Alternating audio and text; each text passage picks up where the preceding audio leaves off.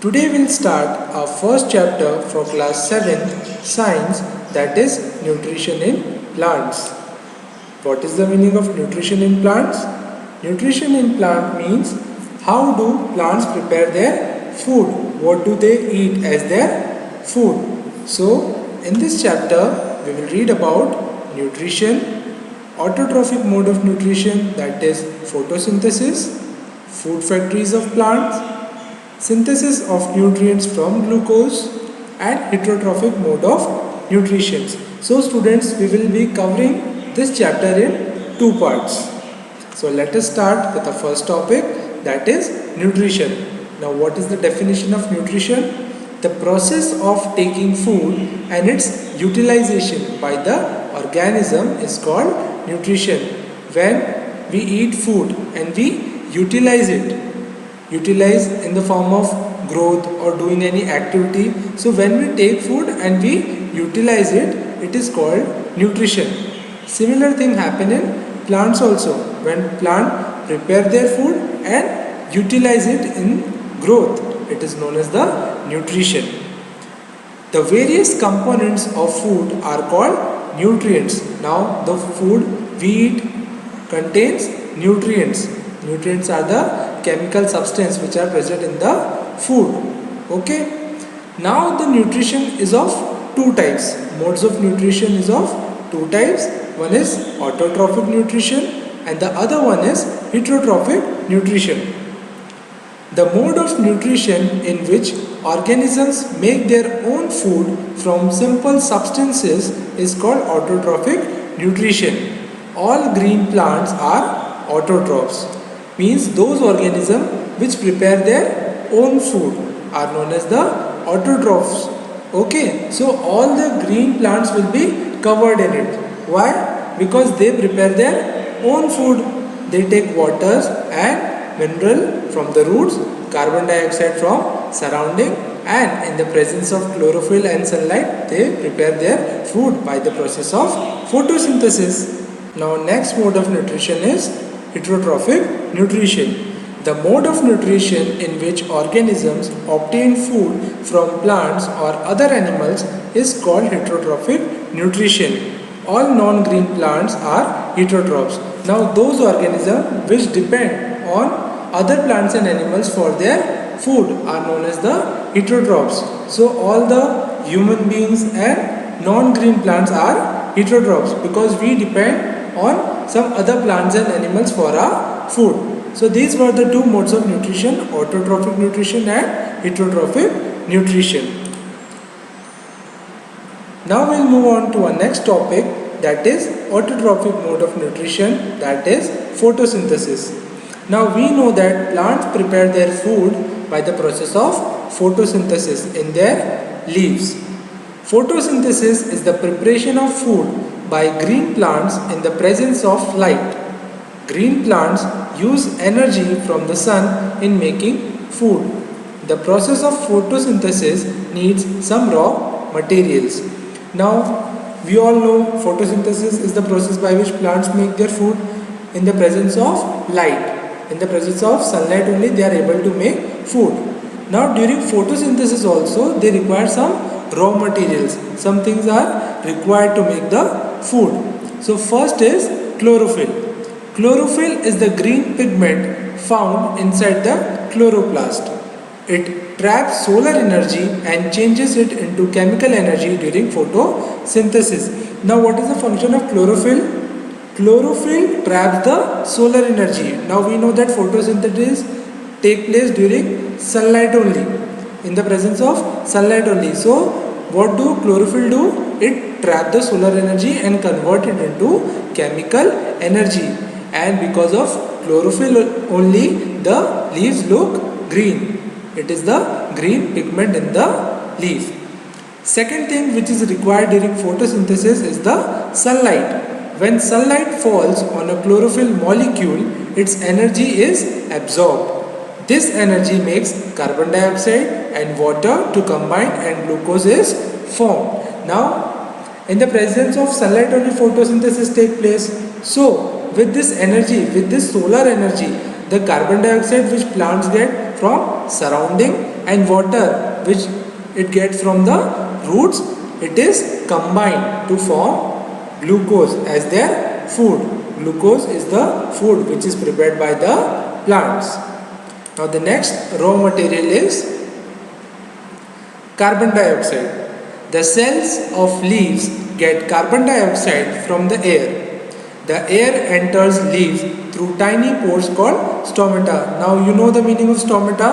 Stomata are the tiny holes which are present on the lower surface of the leaves.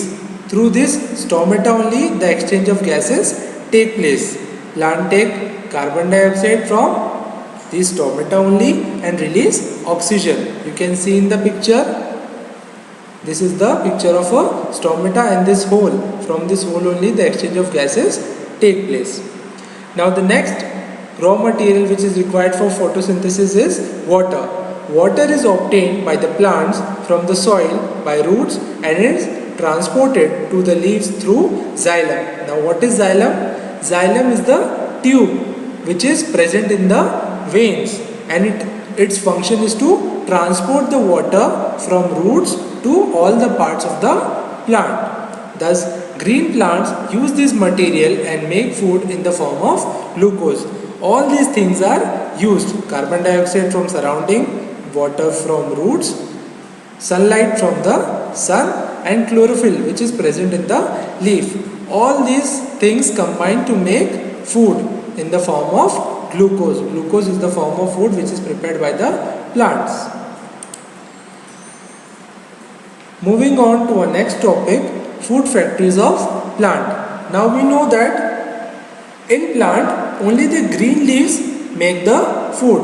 Only the photosynthesis take place in the green leaves. Photosynthesis occur in the green leaves. The structure of leaves show following features that make it a suitable place to carry out photosynthesis efficiently. The leaves are flattened to have large surface area to obtain maximum sunlight. Now, why only the leaves prepare the food? What are its special features? So first one is leaves are flat so that they could obtain maximum sunlight. Just now we read sunlight is the raw material which is used to make food. So leaves are flat so that they get maximum amount of sunlight.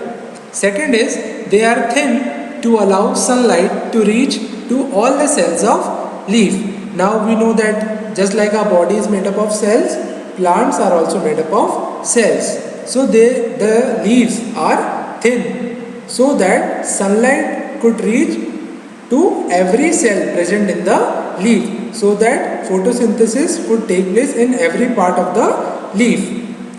They have large air spaces between the cells to allow carbon dioxide to enter. Now the leaves have large air spaces also so that when carbon dioxide is absorbed through the stomata, it gets spaces between the cells. Next is leaves have a network of xylem vessels that run through veins. They supply water to all the cells for photosynthesis. Now the leaves only have the veins. Now veins have two types of tubes. One is the xylem and other one is the phloem.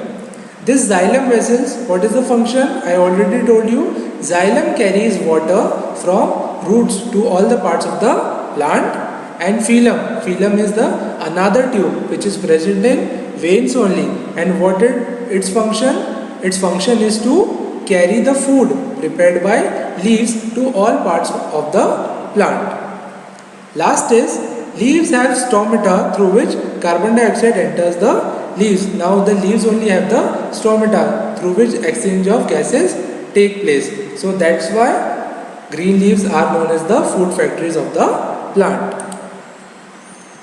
Moving on to our next topic. Now we already read the process of photosynthesis and we know that plants prepare food in the form of glucose. In the form of glucose only plants prepare their food. Now synthesis of other nutrients from glucose. Now plant make different nutrients, synthesize different nutrients from glucose only. Plants synthesize only the glucose through photosynthesis It is a simple carbohydrate which is used for the synthesis of other nutrients of food. Now plant make only glucose during photosynthesis, and afterwards it synthesize different nutrients from that glucose only. Now what all things they prepare apart from glucose? They are complex carbohydrates such as sucrose and starch are synthesized from simple carbohydrate. Now starch, just like in our homes when the food is left, it is stored in the refrigerator. Like that only during photosynthesis when glucose is prepared, starch, the remaining glucose is stored in the form of starch in different parts of the plant. Sucrose is transported from leaves to different parts of plant through phloem. Just now I told you there is a tube present in the veins of the leaves which carry food from the leaves to all the parts of the plant. Starch is stored as food in different parts of the plant. Now the remaining glucose is stored in the form of starch in different parts of the plant. The last is proteins and fats are also formed by simple carbohydrate. With the simple carbohydrate, that is glucose, proteins and fats are also formed in the plants. These were the nutrients which are synthesized by plants from glucose. Now there are some activities in the book that we'll understand one by one. Our first activity is to demonstrate that starch is formed during photosynthesis. Just now we studied that during photosynthesis the remaining glucose is stored in the plants in different parts of the plants in the form of starch only. So now we'll check the presence of starch doing an iodine solution test. For that we'll require a leaf, beaker filled with water, alcohol, iodine solution, test tube and burner. Firstly, we will boil the leaf for 2-3 minutes in water. This will kill the leaf, allowing iodine solution to enter the cells. After boiling for 2-3 minutes, we will remove the leaf and put it in the test tube.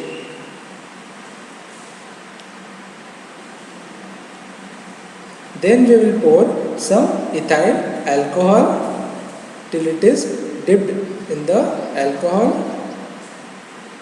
After that we will again boil it in water for 2-3 minutes.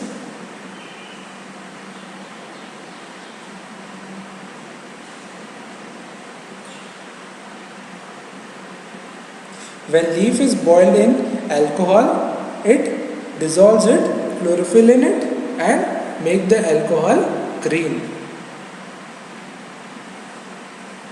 When all the chlorophyll is removed or dissolved in the alcohol, we will take out the leaf again and wash it with water. After washing it with water, we will place it on a petri dish and pour some few drops of iodine solution.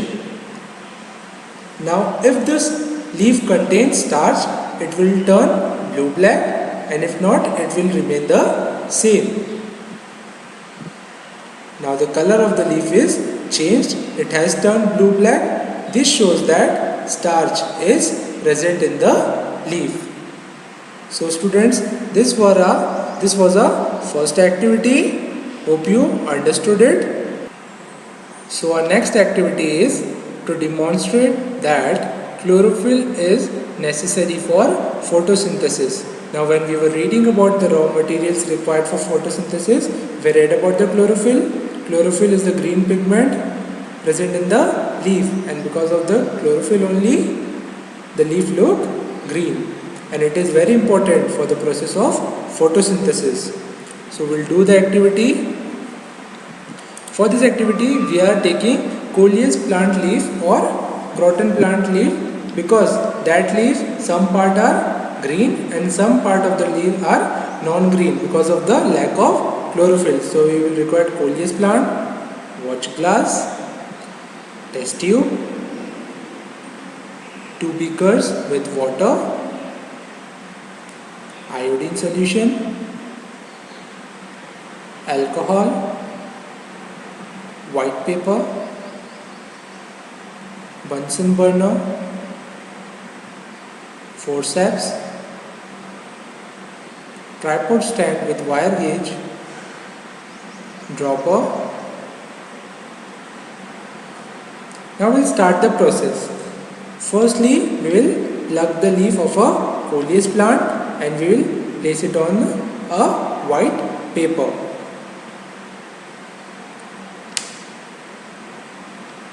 After placing it on white paper, we will draw the outline of the leaf and mark the parts which are green and which are non-green.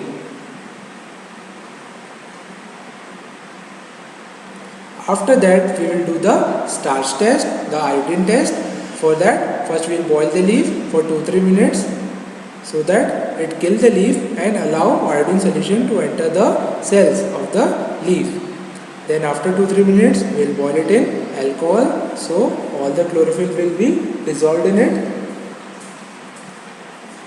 After all the chlorophyll is dissolved in the alcohol, we will take out the leaf and wash it in water. After that, we will place it on a watch glass and put few drops of iodine solution. Those parts of the leaf which were green turn blue-black and which were non-green did not change any color. So this shows that chlorophyll is necessary for photosynthesis because only those parts which were green changed their color to blue-black because photosynthesis took place in that part only, and those parts which were non-green of different color, they didn't change their color because chlorophyll was not present in that part. So our next activity is to demonstrate that sunlight is necessary for photosynthesis. Now when we were reading about the raw materials required for photosynthesis, sunlight is very important because of sunlight only the carbon dioxide and water are combined to form glucose. So now we'll study by the activity.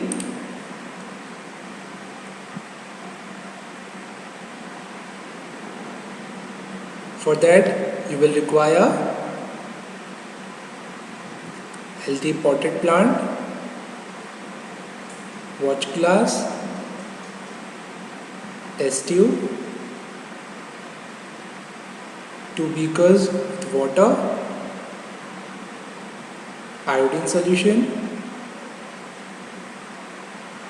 alcohol, black pepper, Bunsen burner, forceps, tripod stand with wire gauge, dropper. Now we'll start the process.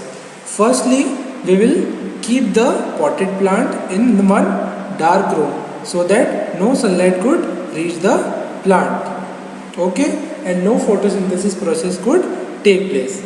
After 24 hours, we will keep the potted plant in the sunlight, but before putting it into the sunlight, we will cover some part of the leaf with black pepper so that sunlight could not reach those cells.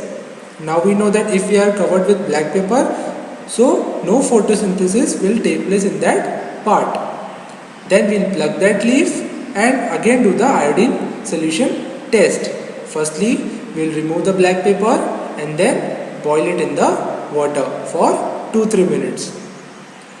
This boiling will again kill the leaf and it will be allowing the iodine solution to enter the cells. After boiling it in water, then again we will boil it in alcohol for 2-3 minutes. This will dissolve all the chlorophyll of the leaf in the alcohol and make it green. After boiling it in alcohol, we will wash it in a cold water. Then with the help of a dropper, we will put few drops of iodine solution on the leaf. Now only those part of the leaf will change their color to blue black which were exposed to sunlight and which were covered with black paper will not change their color because those parts did not receive the sunlight. So this activity shows that sunlight is important for photosynthesis. So our next activity is to show that carbon dioxide is necessary for photosynthesis. Now when we were reading about the raw materials required for photosynthesis, we read about that carbon dioxide is also important for the process of photosynthesis. During photosynthesis, carbon dioxide is absorbed through stomata in the leaves. Now we'll start the activity. For this activity, we will require 2 potted plants, glass plate, bell-shaped jar, watch glass, beaker, petri dish, Bunsen burner, forceps, dropper, potassium hydroxide, ethyl alcohol, iodine solution, water. Now we'll start the activity. Take 2 healthy potted plants which are nearly the same size. Then we have to keep them in dark room for 3 days so that all the starch is removed. Now place each plant on separate glass plate. Place the watch glass containing potassium hydroxide by the side of a plant A. Potassium hydroxide is used to absorb the carbon dioxide. So it is kept near the plant A. Then both the plant will be covered by bell-shaped jar and they will be sealed with the help of Vaseline so that no carbon dioxide could enter that jar.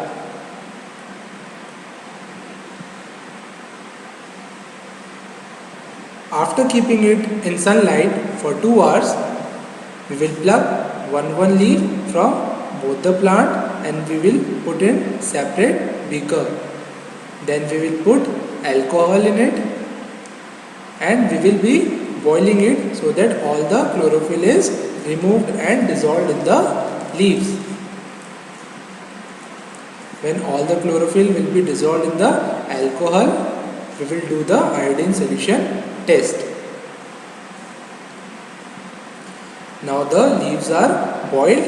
We will take out the leaf and wash it in water. Then we will place it on a petri dish. Then we will put few drops of iodine solution. Now you will notice that plant A, in which potassium hydroxide was kept, it will not change its color, and the plant in which potassium hydroxide was not placed will change the color. Why does that happen? Because potassium hydroxide absorbed all the carbon dioxide. So photosynthesis did not took place in that plant because it do not have the carbon dioxide and carbon dioxide was present in the second plant. So the photosynthesis took place there and the leaves contain the starch. So this was the fourth activity that showed that carbon dioxide is also important, also necessary for photosynthesis. So now we'll start our last activity from this chapter, that is to show that oxygen is released during photosynthesis. When we were reading about the process photosynthesis, I told you during photosynthesis oxygen gas is released. So in this activity we will require a beaker, glass funnel, test tube, glowing splinter and hydrilla plant. Now on your screen, can you see? This is the hydrilla plant. It is a submerged plant which grows under the water. In this activity we will be using it to check the presence of oxygen which is released during photosynthesis. Firstly, we will take a beaker and fill it with water. After filling it with water, we will take a funnel and we will insert some hydrilla plant leaves. After inserting all the hydrilla plant leaf, we will invert it in the beaker. Carefully we have to invert it in the beaker. Now we will take a test tube and fill it with water. After filling it with water, we will again invert it on the funnel, and we have to make sure that no gas enters the test tube. Carefully we will invert the test tube on the funnel. Now we have to check the presence of oxygen. Can you see any gas bubbles inside the test tube? No, because photosynthesis has not taken place, because the plant is not getting the sunlight.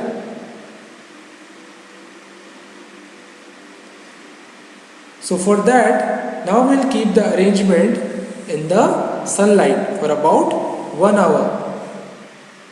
After keeping it in 1 hour, we will again observe. Now you can see gas bubbles have come out. These are the gas bubble of oxygen gas.